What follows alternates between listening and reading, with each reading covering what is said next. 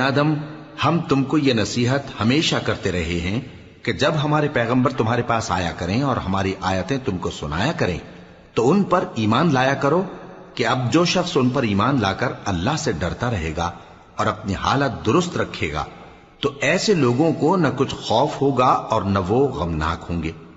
और जिन्होंने हमारी आयतों को झुटलाया और उनसे सरताबी की, वही दोज़खी हैं कि हमेशा उसमें जलते रहेंगे। बस उससे ज्यादा जालिम कौन जो अल्लाह पर झूठ बांधे या उसकी आयतों को झुटलाए। उनको उनके नसीब का लिखा मिलता ही रहेगा, यहां तक कि जब उनके पास हमारे भेजे हुए फरिश्ते जान निकालने आएंगे तो कहेंगे कि जिनको तुम अल्लाह के सिवा पुकारा करते थे वो अब कहां हैं।